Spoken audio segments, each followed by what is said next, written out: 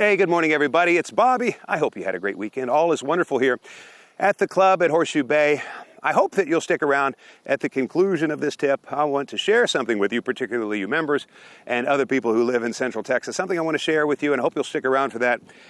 Today is all about the power pause. What is the power pause? Well, just the name probably indicates that it has something to do with pausing, and that pause must be adding some power. What is it? Well, the first thing a person needs to do is to figure out for themselves if they have any room for improvement in this area. In other words, if pausing in a powerful way would be beneficial to you if you're not already doing it. If you are, then we don't have to go any further, but if you're not, let's do a test to find out. I'd like you to go to the top of the backswing. All right, just go up there. And don't do this until you have a club in your hand, because I don't want to tip you off. I want this to be fresh. Find out which way you do this without any help from me in advance, all right? And so stop listening if you don't already have a club in your hand, and then pick it up again when you do, because it's very important that you do this on a fresh run.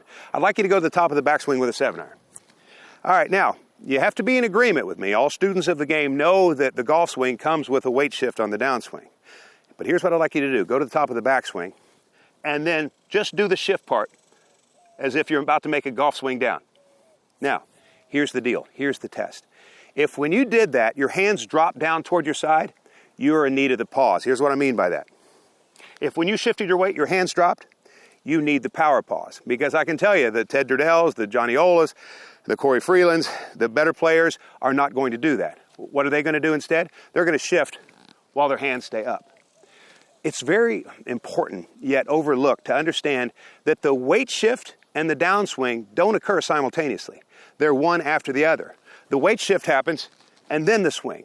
The weight shift happens without anything coming down toward the ball. The weight shift happens by a simple bump of the hips without anything falling toward impact. Now, what might be analogous to that? Well, I'll tell you what, throwing a ball is probably the best analogy, because whether you've ever played sports or not, you've thrown something. Do I shift as I throw? Are they simultaneous? No, of course not. I shift and then I throw. This thing hangs out doing nothing until I've shifted. And it's only then, once I've gotten all the way here, that it finally goes. All right? If I did them both at the same time, that weight shift would be worthless. The same thing goes in the golf swing. If I shift as I swing, then the weight shift is worthless. It's being blended. The weight shift happens first. And that's where all the power comes from, or that's what I call the power pause. Without it, you'll find that simply nothing will take its place. And so how do you learn it? Okay, so you've already been convicted of a person. When you shifted your weights, your hands automatically dropped, and you can't fight that temptation. How do you learn doing it the right way? Well, here's what I would do, is I would pretend for a moment, even if you've never played baseball, pretend you have, and take this thing back around your body, bring this foot over here, take a step, and then swing.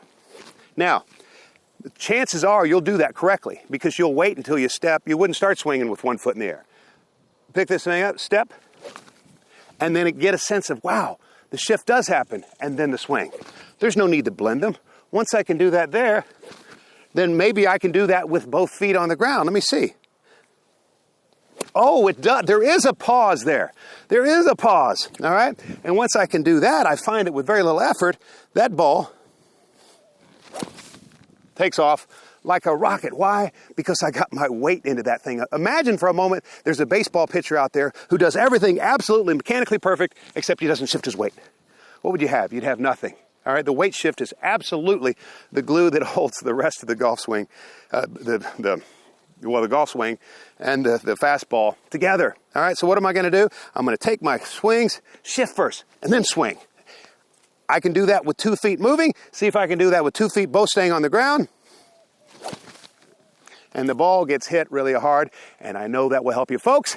If I can do anything for you, let me know. As I said, there's something else I wanted to show you. You know, for the last 2 or 3 weeks, I've been searching high and low, scouring through entire inventories of dealerships between here and Austin for just the right golf cart for me. And then finally, someone recommended Larry over at Mission Golf Cars in Marble Falls, and I got the golf cart I wanted at the price I'm happy with. Now, you may know that Mission Golf Cars is the largest E-Z-GO kart dealer in the entire country, and they're based in San Antonio. But what you might not know is that they now have a dealership there in Marble Falls. And as I say, I got the golf cart I want with a lithium battery, which has an 8-year warranty, and it weighs 330 pounds less than the lead acid batteries and lasts so much longer. And I'm excited about it. And by the way, Mission Golf Cars is one of our sponsors for Beer by the Bay, and I hope that you'll attend. That's this Friday and Saturday, the 12th and 13th. And so look for Larry. He has a booth there. Folks, if you're looking for a golf cart, go no farther than Mission Golf Cars.